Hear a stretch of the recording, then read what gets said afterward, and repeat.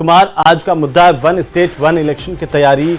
One state one election के लिए भजनलाल सरकार ने अपनी तैयारी पूरी कर ली और इसी कड़ी में गुरुवार को अधिसूचना जारी कर सरपंचों का कार्यकाल बढ़ा दिया गया है। प्रदेश के सरपंच संघों की भी लगातार ये मांग थी कि सरपंचों का कार्यकाल बढ़ाया जाए ताकि वे सुचारू तौर पर काम कर पाएं और अगले चुनाव तक ग्राम पंचायतों के गवर्नेंस में कोई परेशानी पेश नहीं आए। भजनलाल सरकार वन स्टेट वन इलेक्शन के कॉन्सेप्ट के तहत पंचायतों के चुनाव भी एक साथ करवाना चाहती है। सरकार को इस रणनीति से प्रशासनिक कामों के भी आसान होने की उम्मीद है और इसी सोच के साथ राज्य सरकार ने उन सरपंचों का कार्यकाल बढ़ाने का निर्णय किया है जिनका कार्यकाल हाल ही में खत्म होने जा रहा है। अकेले जनवरी महीने में 6,759 सरपंचों का कार्यकाल पूरा हो रहा है और अब वहां पर प्रशासक के तौर पर सरपंच ही जिम्मेदारी संभालेंगे। इसके तहत मौजूदा सरपंचों का कार्यकाल बढ़ाते हुए सरपंचों को प्रशासक बनाकर पंचायतों को संचालित करने का आदेश राज्य सरकार की ओर से जारी कर दिया गया है। इसके अलावा भजनलाल सरकार शहरी निकायों में भी पुनर्गठन करने जा रही है। नए शहरी निकाय बनाने और पुराने खत्म करने का आंकलन करने के लिए कमेटी का गठन किया गया है। तो सरकार ने यह फैसला तो कर दिया, लेकिन चुनौतियां कई हैं। उन चुनौतियों पर आज बात करेंगे। पहले छोटी सी रिपोर्ट देखिए।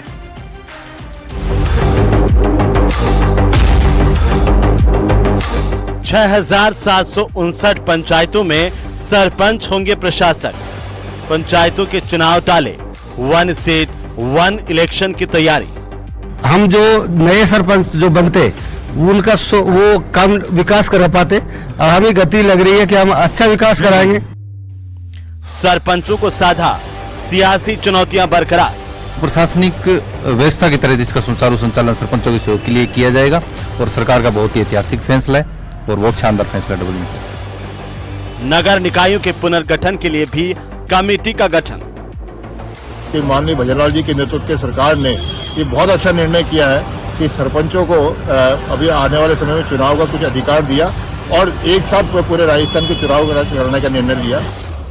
पंचायत चुनाव को लेकर सियासत गरमाई। भारतीय जनता पार्टी की सरकार केवल और केवल जो विकास रोकने के लिए शहरी निकायों से लेकर पंचायती राज संस्थाओं के चुनाव टाल रही है, जो उचित नहीं है।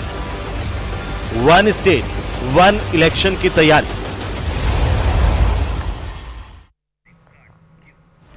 तो प्रदेश में लगभग 11,000 से ज्यादा ग्राम पंचायतें हैं और अब जिन जिन ग्राम पंचायतों का जैसे जैसे कार्यकाल पूरा हो रहा है सरपंचों का, उनकी जगह पर सरपंच ही प्रशासक बनाए गए हैं। इसे लेकर के सरकार ने आदेश जारी कर दिया है और आज इसी पर हम चर्चा करेंगे। सबसे पहले मैं हमारे मेहमानों से परिचय करवा दूं।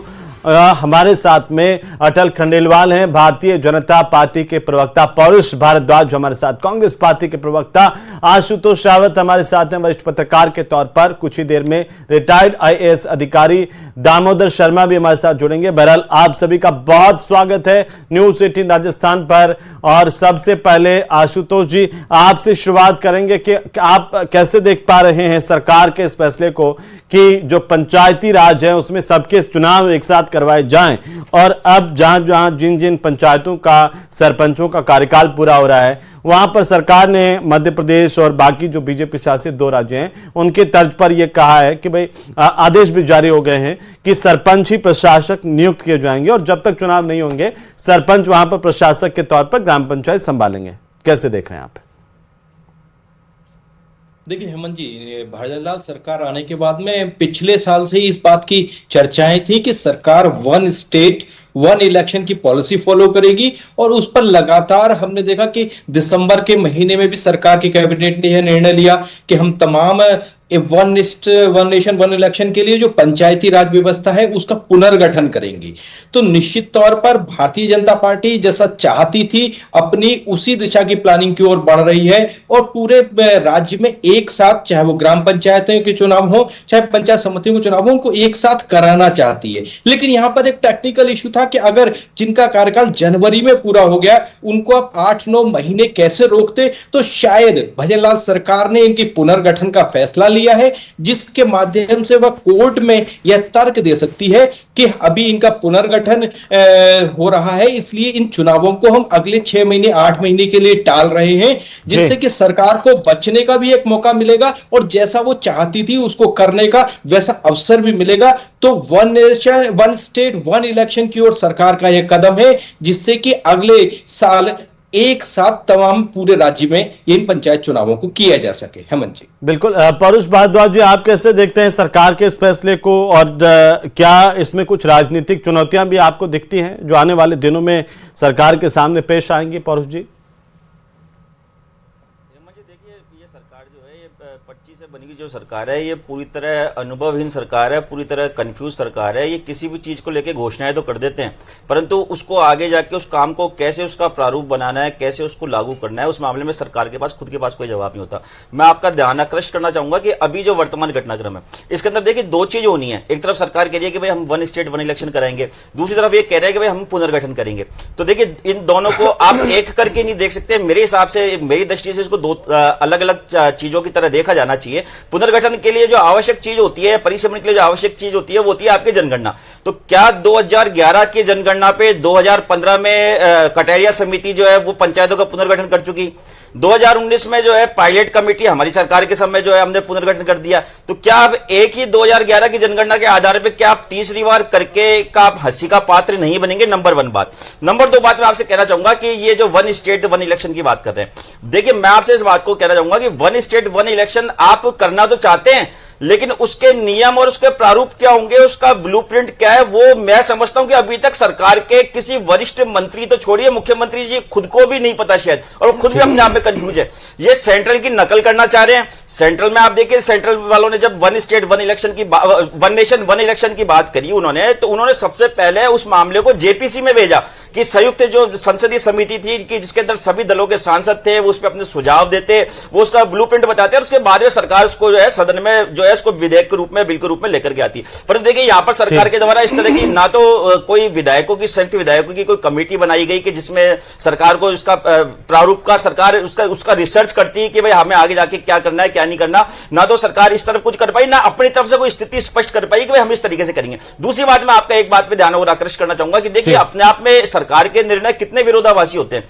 एक तरफ पिछले साल जो है राजस्थान के 149 के करीब जो नगर निकाय हैं, वो जो है उन्होंने अपने अवधि पूरी कर ली। इस वर्ष के करीब शायद 132 के करीब जो है वो इस वर्ष पूरी होने वाले हैं। तो मैं आपसे पूछना चाहूंगा कि जब आपने सरपंचों को ही प्रशासक के रूप में आपने आगे बागडोर संभला दी, तो जो नगर निकाय 49 जो पिछले साल जिनका कार्य अवधि पूरी हो गई और जिनके 132 के करीब है, 37 जो भी है आंकड़ा, उसके करीब जो इस बार होने वाली है, तो क्या आप उनके सभापति और उनके जो नगर पालिकाओं के अध्यक्ष या फिर उनके जो मेयर है, क्या आप उनको कंटिन्यू करेंगे? दूसरी बात, आपने पंचायती राज में ग्राम पंचायत के तौर पर तो आपने कह दिया कि सब सरपंचों को हम प्रशासक लगा देंगे। तो क्या इसके बाद में आप जो है पंचायत समितियों के बारे में आप कंफ्यूज रहे, आप जिला परिषदों के मामले में कंफ्यूज रहे? क्या आप साथ में ये आदेश आपको नहीं निकाला जाना चाहिए था कि भाई पंचायत समिति में जो है वो प्रधान प्रशासक रहेंगे या फिर जो है जिला परिषद में जो है वो जिला प्रमुख प्रशासक रहेंगे? इस तरह की तमाम जो है कई चीजें ऐसी है कि जो सरकार के कई निर्णय विरोधाभासी है और कई अंतर्द्वंद में फंसे हुए और कई चीजें स्थितियां स्पष्ट नहीं है। और सबसे बड़ी बात है कि सरकार जो है वो इतना अंधेरे के अंदर है कि सरकार को खुद को नॉलेज नहीं है। तो कोई बुरी बात नहीं होती कि जब हम संसदीय लोकतंत्र में हम सिर्फ इलेक्शन के समय प्रतिद्वंदी होते हैं, बाकी समय जो है पक्ष और विपक्ष मिलकर के सरकार चलाता है, सरकार के निर्णयों की पालना करते हैं, सुझाव देते हैं। तो आपसे पूछा नहीं कि आप दामोदर जी, परुष भारद्वाज जी, आप कह रहे हैं कि विपक्ष की कोई राय नहीं ली सरकार ने? निश्चित तौर पे सरकार जो है ना वो विपक्ष को कोई राय लेती है, ना सरकार जो है वो विपक्ष को अपनी किसी इस तरह की कमेटी बना करके उसकी मंशा जानने का प्रयास करती है। और मैंने आपसे कहा ना अभी, तो हेमंत जी, मैं अपनी अगली बारी में बहुत सी बातें आपको बताऊंगा कि ये सरकार में के जो ये सरकार एक बार में बता दीजिए बहुत सी बातें सरकार पूरी जी। मैं दूसरी बात, हाँ, अभी मैं आपका ध्यान दिलाना चाहूंगा कि भरतपुर जो मुख्यमंत्री जी का जो है जो गृह जिला है, हाँ, वहां पर देखिए आप ये जिला परिषद का जो चुनाव है और एक जिला परिषद का चुनाव, एक जिला परिषद सीट का चुनाव और एक जिला प्रमुख का चुनाव 13 महीने से पेंडिंग पड़ा हुआ है। कांग्रेस सरकार लगातार मांग कर रही है, हाईकोर्ट की फटकार के बाद हो सकता है कि सरकार चुनाव कराए। तो जो सरकार एक जिला परिषद का चुनाव नहीं करवा पा रही, वो वन स्टेट वन इलेक्शन की बात कर रही है। दूसरी बात आप देखिए कि नगर निकाय के चुनाव और जिला परिषदों के चुनाव एक साथ कराने की बात कर रहे हैं। हेमंत जी, मेरी बात आपकी लाइब्रेरी में रिकॉर्ड करके रख लीजिएगा। जब इस पूरे मामले का पटाक्षेप होगा, ये सरकार अगर सिर्फ पंचायतों का ही एक बार में इलेक्शन करा ले, या फिर ये नगरीय निकाय चुनाव का ही नगरीय निकायों के चुनाव ही एक बार में करवा ले, तो मैं जो है आप जो कहेंगे वो लाइब्रेरी खोलेंगे। ये तो आपकी पार्टी के नेता पहले ये भी कहते थे कि ये सरकार, सेंटर की सरकार कश्मीर से 370 हटा दे तो हम बता दें कोई हटा ही नहीं सकता। और कई फैसले ऐसे होते हैं जो पहली बार होते हैं परुचि, इतनी चुनौतियां अच्छी नहीं होती राजनीति में। और आप ही ये कहते हुए दिख जाएंगे कि कल को कि नहीं हम तो इसके साथ थे, हमारे से पूछ लिया, सब एक साथ हो गया तो हम मिलके करवा रहे हैं। इतनी चुनौतियां ठीक है। देखिए हेमंत जी, ये सरकार है, उनके पास तंत्र है, पंचायती राज का चुनाव एक साथ क्यों नहीं करवाया जा सकता? करवाया जा सकता है। इतना बड़ा तंत्र है, इतने बड़े अधिकारी कर्मचारी, पूरा का पूरा है, सिस्टम है। सरकार चाहे तो आप हो सकता है कि आपकी चुनौती हो, देख लेंगे, वो भी समय बता देगा। लेकिन हमारे साथ दामोदर शर्मा जी भी जुड़ चुके हैं, रिटायर्ड IAS अधिकारी हैं। दामोदर शर्मा जी, आपका भी बहुत स्वागत है। पहले छोटी सी टिप्पणी में अटल जी से ले लूं, क्योंकि कांग्रेस ने बहुत आरोप लगाए हैं अटल जी पर। तो अटल जी, ये कांग्रेस पार्टी करे कि आपकी सरकार को, तो जैसे डोटासरा जी ने कुछ दिन पहले कहा था कि सरकार को कुछ पता ही नहीं है कि करना क्या है, या ना मंत्रियों को पता है, ना सरकार को पता है, मुख्यमंत्रियों को पता है। और अभी पौरुष जी ये कह रहे हैं कि एक तो आपने क्या ये तीसरी बार पुनर्गठन करवाएंगे, जिला परिषदों का क्या होगा, पंचायत समितियों का क्या होगा। एक समय सीमा को लेकर के भी सर सवाल उठ रहे हैं कि जो प्रशासकों को लेकर के आपने अधिसूचना जारी की, आदेश निकाला है, कब तक प्रशासक रहेंगे, कितनी समय सीमा, उसमें कोई दिया नहीं है। तो अब मैं चाहता हूं कि तमाम सवालों के जवाब प्रदेश की जनता को भी मिल जाए। देखिए हेमंत जी, ये तो बिल्कुल स्पष्ट है कि 1 स्टेट 1 इलेक्शन की बात हम करते थे और उसी साइड हम आगे निकल गए। और जहां तक शहरी निकाय और ग्राम पंचायत, पंचायत समिति, जिला परिषद है, इन सब के एक साथ चुनाव होंगे, ये आप मान लीजिए।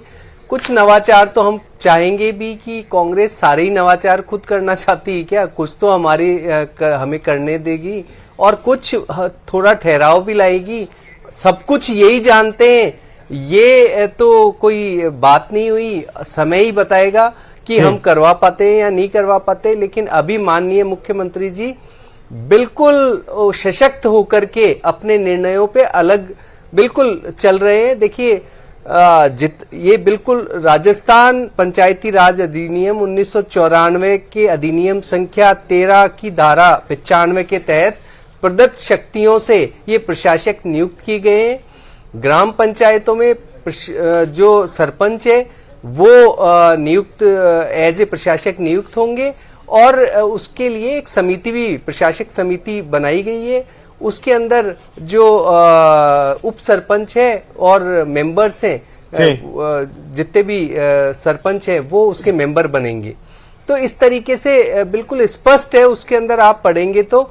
और रही बात ये कि धीरे धीरे पंचायत समिति और जिला परिषद का भी आएगा कि भाई उसके अंदर प्रशासक किस तरीके से नियुक्त होना है, क्या नियुक्त होना है, कौन प्रधान रहेगा, ये नहीं वो मैंने स्पेसिफिक एक सवाल किया था, जो सवाल उठा है कि कितने वक्त के लिए, कोई टाइम बाउंडेशन आपने इसमें नहीं डाला है। देखिए बिल्कुल टाइम बाउंडेशन अभी नहीं, वो जल्दी उसकी भी घोषणा कर दी जाएगी। लेकिन अभी एक लाइन उसमें स्पष्ट की गई है कि पहले पुनर्गठन होगा, पहले इन ग्राम पंचायत का, जिला परिषद का, नगर निकायों का पुनर्गठन होगा। आप याद करिए हेमंत जी, कांग्रेस ये कह रही है कि भी हमसे पूछा नहीं गया, ये नहीं किया गया। तो ये भी कह रहे हैं कि 2 बार तो पहले पुनर्गठन किया था, तो इन्होंने क्या, नहीं, उसमें क्या है, जब 2 बार हो चुका तो तीसरी बार भी हो जाएगा, उसमें क्या इशू होता है आप बताइए। नगर निगम, इन्होंने नगर निकाय के जब पुनर्गठन किए थे, लेकिन पूछा था 2 बार को छोड़ दिया तो तीसरी बार भी हो जाएगा, उसमें क्या दिक्कत है? ये भी बात तीसरी बार होने में क्या इशू है, आप ही बताइए। दामोदर शर्मा जी हमारे साथ जुड़ चुके हैं, तो दामोदर जी का मैं थोड़ा सा एक चीज और कहना चाहूंगा, पूरा कर लीजिए सर, कि भाई देखिए 1 स्टेट 1 इलेक्शन है, उसके अंदर प्रशासन अच्छे से कार्य कर पाएगा। ये नहीं कि हर बार आचार संहिता से गुजरते जाएं और फिर आप पूछोगे कि आपने जनता के लिए क्या किया। तो ये जनता की सुविधा के लिए है। जो स्टेट पे भार आता है, खर्चा आता है, पुलिस विभाग और कार्मिक सैनिक सब इधर उधर होते हैं।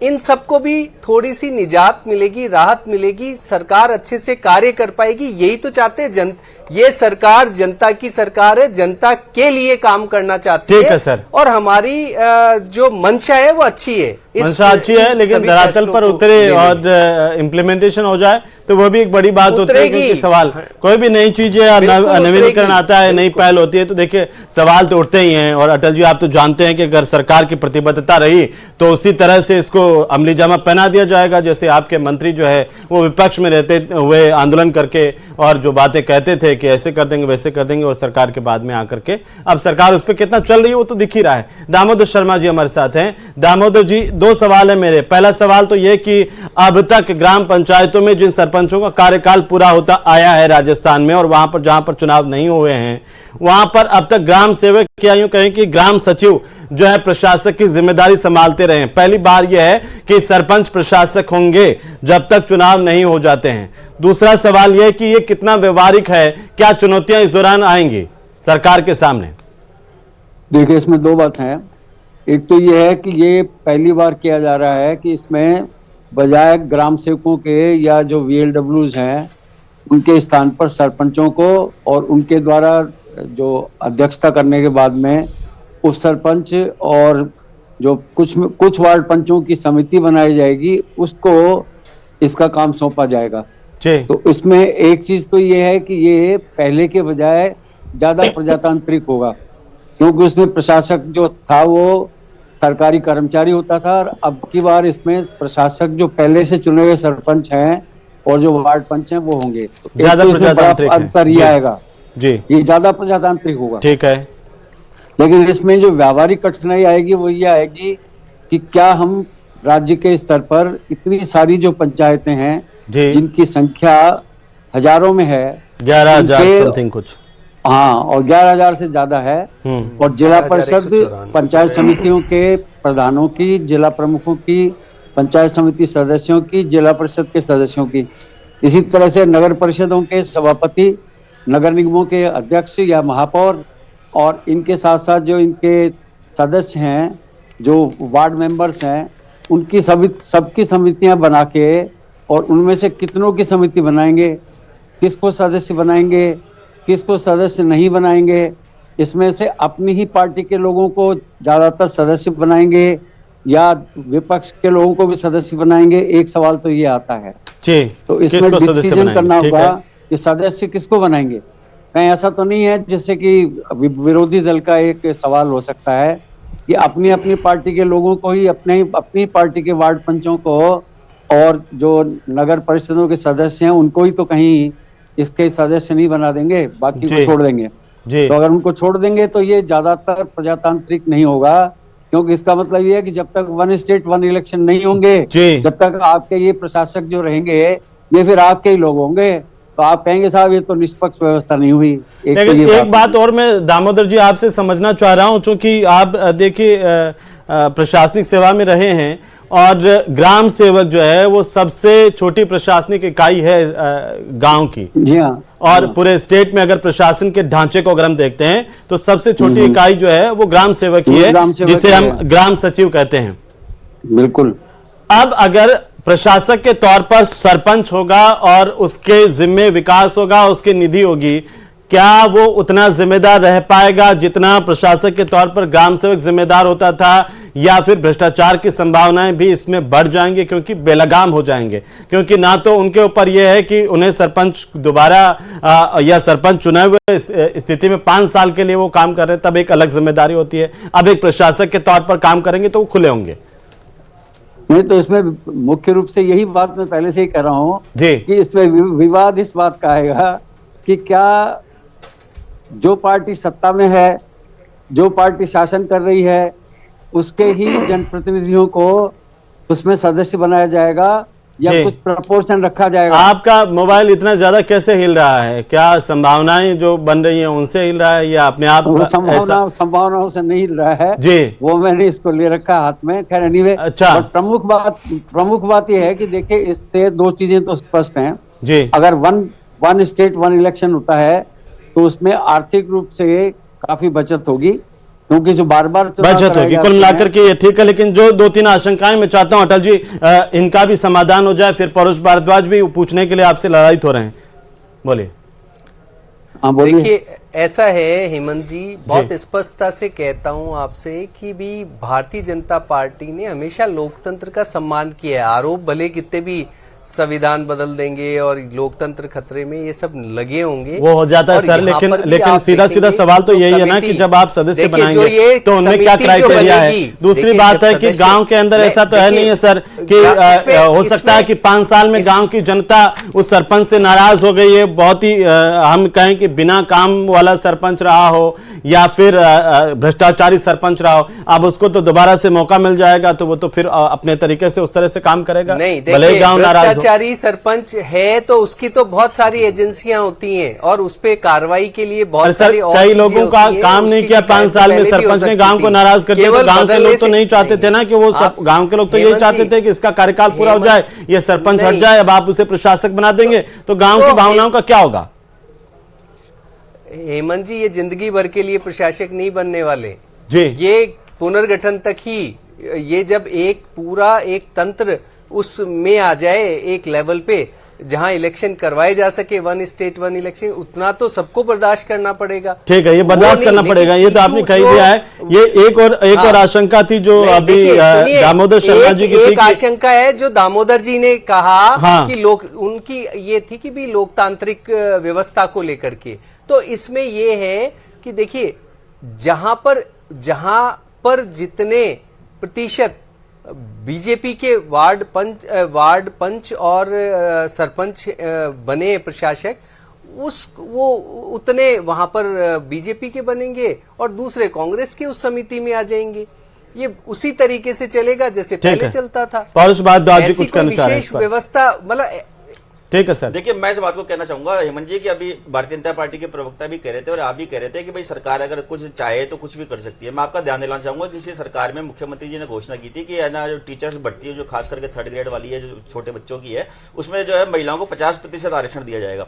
उसके बाद में इनके खुद के मंत्री आके खंडन करते हैं कि नहीं वो तो साहब जो 5th क्लास तक की जो टीचर्स पढ़ाती है उनमें दिया जाएगा। उसके बाद में विधि विभाग ने मुख्यमंत्री जी द्वारा घोषित 50% महिला आरक्षण की फाइल 3 बार सरकार को लौटा दी है और अभी भी पेंडिंग है। तो तभी तो कह रहा हूं सरकार चाहे तो कुछ भी कर सकती है, कोई भी नियम बना सकती है, तो मैं उसके कैसे भी रास्ते निकाल सकती है। तो मैं इस बात को कहना चाह रहा हूं कि जब आप 50% महिलाओं को आरक्षण नहीं दे सके तो आप इतने बड़े लेवल पे आप जो आमूलचूल परिवर्तन करना चाह रहे हैं, दे रहे हैं, कोशिश भी हो रही है। वो कई बच्चे हैं तो आपके टाइम के जिससे वीडियो वाले वो बेचारे उस भर्ती के अंदर इतने परेशान हो रहे हैं कि वो न्यायिक बाधा हटने का काम नहीं कर रही। बताइए, बोलिए।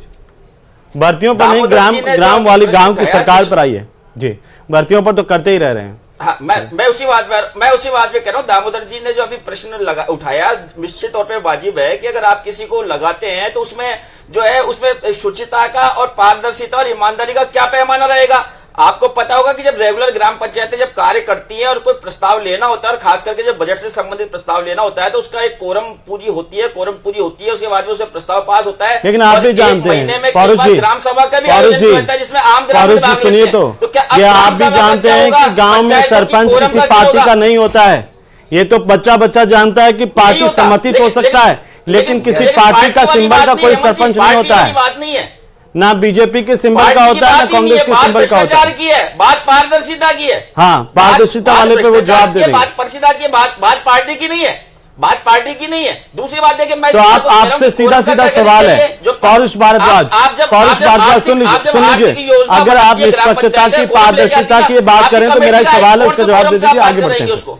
जी सुनिए परोश जी, मेरा सीधा सवाल है, आप इससे इत्तेफाक रखते हैं या नहीं रखते हैं? राजस्थान के 11,194 कितने सरपंच है, उनको प्रशासक के तौर पर 11,194 उनको प्रशासक लगाना उचित है या नहीं है? सीधे सवाल का जवाब दीजिए, हाँ या ना।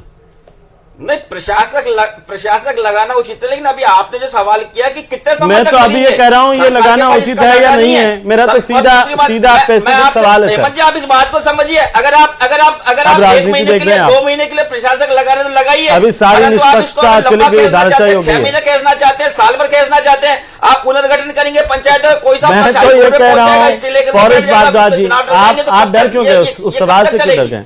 मैं इतना सा ही तो पूछ रहा हूं कि उनको लगाए जाने का स्वागत करते हैं या नहीं करते हैं? 11,194 सरपंच ही तो हैं, बता दीजिए स्वागत करने योग्य कदम है या नहीं? मैं आपसे देखिए हेमंत जी, मैं इसी बात को कह रहा हूँ कि सरपंच तो किसी पार्टी अब आप राजनीति देख रहे हैं कि आप हाँ बोलेंगे तो गलत है, कहीं मैसेज नहीं चले जाए, सरपंच नाराज हो जाए, पंचायत से सुपड़ा साफ हो जाए।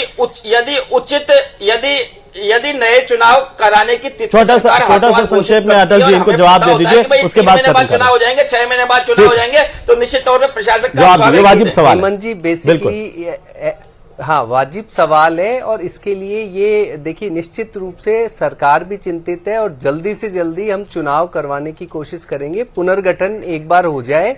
1 स्टेट 1 इलेक्शन के लिए हमारी तैयारियां पक्की है और उसी के अनुरूप और इस पर आने वाले दिनों में विधानसभा का सत्र है, विस्तार से आप लोग ही बैठ करके चर्चा कर लेना, आपके जनप्रतिनिधियों को कह देना। बहुत शुक्रिया इस चर्चा में शामिल होने के लिए। कुल मिलाकर के सरकार ने अध्यादेश तो जारी कर ही दिया है, आदेश निकाल ही दिया है, अब ये देखना होगा कि सरकार 1 स्टेट 1 इलेक्शन को कैसे लागू करती है, किस तरीके से कितने कम समय में करवा पाती है, ये बड़ी चुनौती है। नमस्कार।